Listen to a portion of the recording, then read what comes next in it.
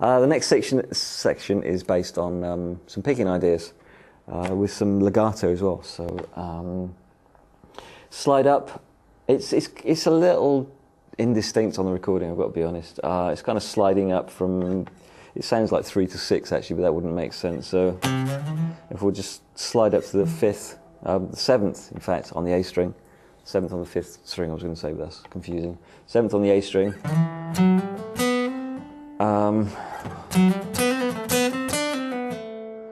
He's got these kind of little legato ideas. I'll show you that. I'll slow that one down for you. So starts off with the 4th, 5th, and 7th frets on the D string, and then 4th and 5th. And kind of do this little pull-off thing between the B and the C. And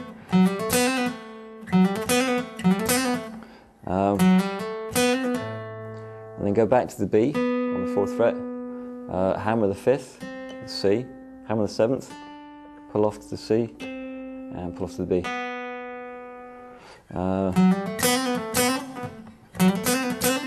So you get that kind of thing. I'll slow that down.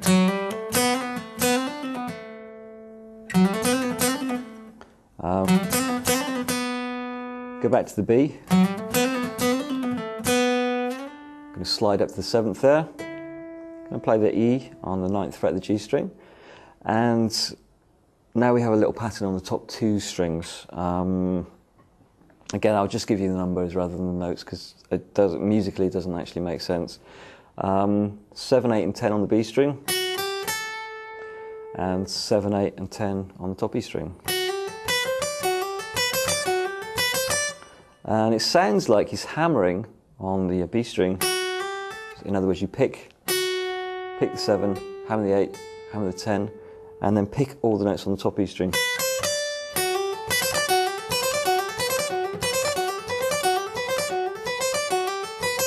So you get that kind of effect. I'm probably going to pick everything. I don't really use that technique. It kind of makes more sense for me to pick it at the moment. But so do that one twice, and then we're going to move up to the next shape, which is using the numbers 8, 10, and 12 on the B string and top E string. Again, probably hammering on the B string and picking on the top E string.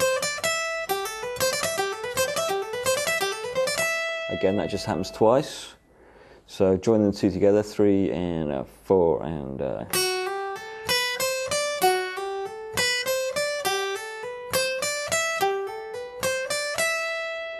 I'm going to move that thing up a tone now. That's what I meant by it doesn't really make sense musically, but it's just kind of a nice little pattern.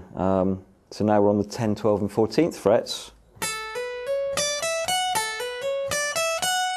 Again, twice, hammer on the B string. And we're going to finish up on the 12th, 13th and 15th frets of the B string and top E string. Slight change on this last little phrase here. So slow that down. So we've got 12, 13, 15, up and down, and then play the 15th on the B string. So we'll just stop there. I'm just going to show you that whole picking thing slowly. 3 and 4 and.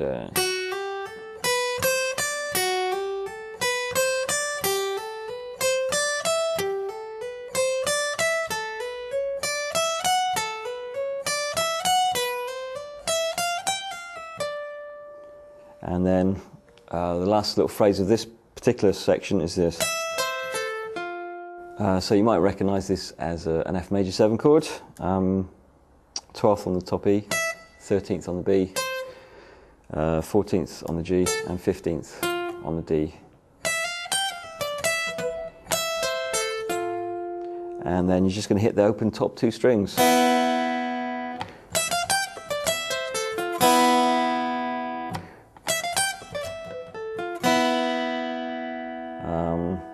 So I'm going to try and join it up from this little legato pattern we had here and the picking thing and then the final phrase here. So I'll join all that together slowly.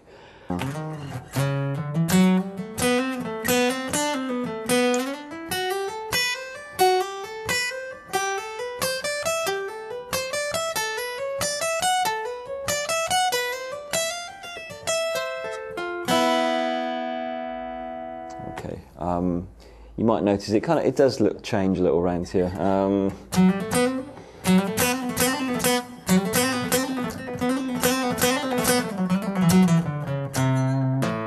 It's when you start speeding those things up, it becomes a little indistinct to kind of figure out exactly what's going on. But that's a typical kind of Van Halen pattern that I think Paul Gilbert's borrowed as well. So that's if you even if you just practice that little thing, I'm sure you get a lot of stuff out of this.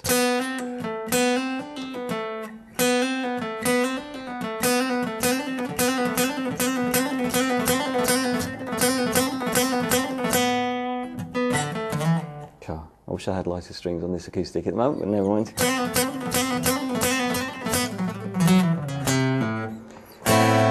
Okay, so after this, A minor add A minor add 9 chord. So the notes: open A string, A the 7th fret of the D string, bar the 5th fret on the G and B strings, gives you a C and an E. And then you've got the 9 on top, which is the B on the 7th fret of the top E string. Pull off the B to the E. Then play the C, which is the 8th fret of the top E string. And we're going to go down chromatically. And more of that kind of nonsense. Pretty much the same kind of legato exercise that I've already showed you. In fact, if you just treat this particular area of the neck, 7-5-4, 7-5-4, 7-5-4, 7-5-4. Again, you know, it doesn't. It's if you wrote the notes out, it doesn't make any sense, any musical sense. But it actually sounds quite cool when you play it fairly fast with a lot of aggression. So.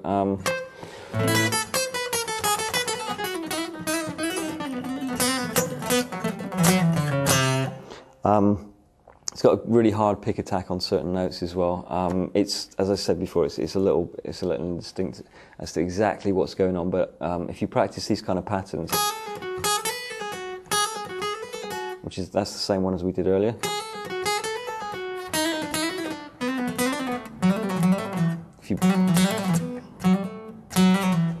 So I'll just show you that on each set of strings. I mean, it is actually the same thing, but.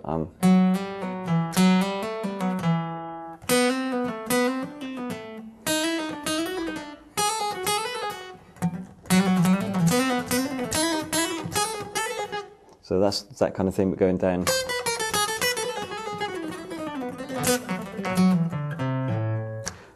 Okay, so we continue that shape going down the string.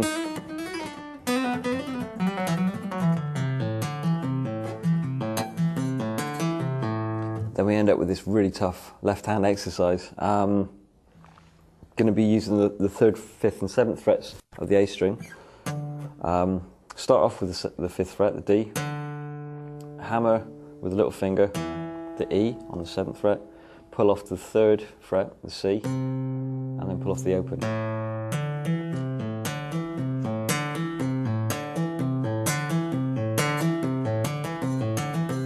Just happens 4 times, but I'm just showing you. Once you get that, you move it up a tone.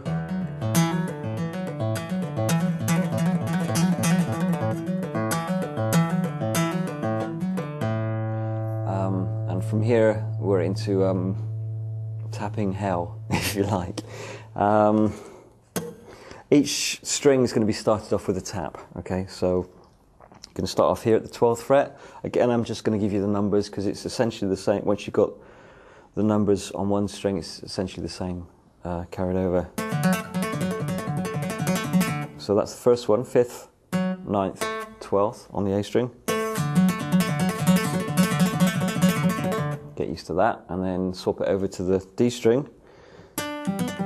Again, starting with the tap on the string. And then we're onto the G string as well, exactly the same note, same fret numbers again, 5, 9, 12. Okay, so you end up with that kind of effect. It's kind of 3 on each, but it's slightly varied. From here, going to keep that pattern, but what we're going to do is we're going to shift the C down a tone to B, but keep the other 2 notes the same. And then we're going to move the tap, which is on the 12th fret, down to the 11th, and the little hammer, which is on the 9th, going to move it down to the 8th. So slowly that sounds like this.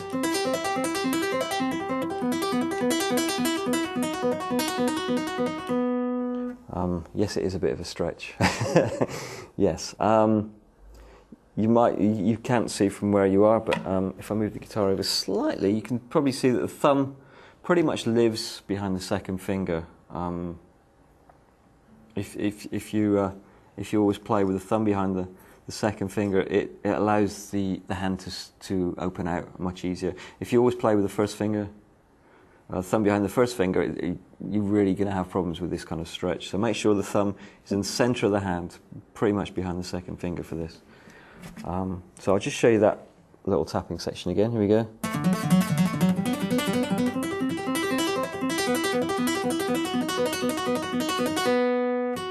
Right, now if you can imagine that whole set of notes, but just move down 2 frets, then that's the next section. So 3 and 7 and 10 onto the D string, 3, 7, 10, and onto the G string. And again, we've got to shift that note down with the first finger, shift it down a semitone, so from the B flat it's going to the A. Yes, that really hurts. This is the biggest stretch of the whole piece. If you can manage this, then the rest is okay. Okay, so I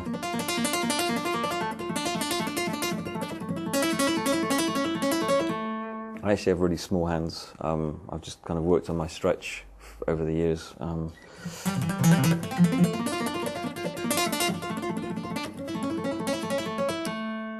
Right, so once we get there, then we shift onto the bottom E string, 5th, 9th and 12th. 5th, 9th and 12th on the A string, and 5th, 9th and 12th on the D string. And again, do that same thing again with the first finger. Shift it down a semitone. And then the little hammer and the tap, shift those both down a fret as well. So joining that together.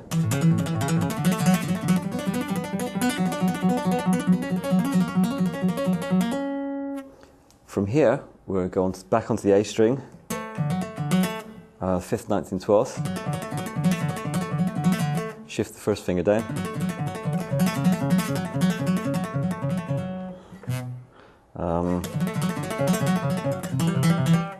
Then we're on the 3rd, 7th and 10th. From the 10th tap, go to the 9th. And then just shift the left hand down, semitone. From here, you're on the home stretch now, you'll be pleased to know. After a while on this little shape, Van Halen decides to use the open A string, the flat 7.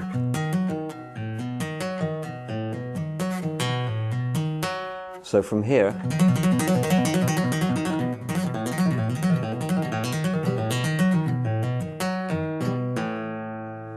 last 3 notes, G, F sharp, and the open E string holds that first chord that we started with, the E sus4, and then just taps on the A string twice, D string twice, G string twice,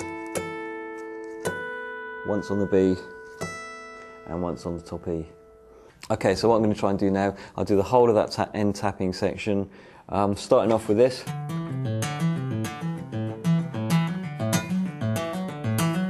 So it's 4 times on each of those, and then it's kind of 3. 1, 2, 3, 1, 2, 3, 1, 2,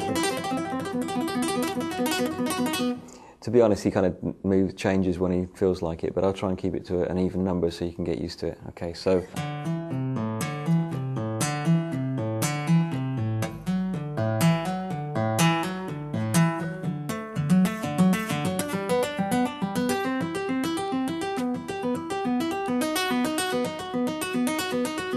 Change.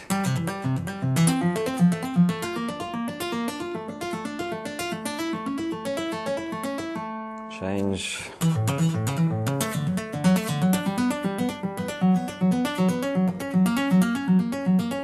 Change.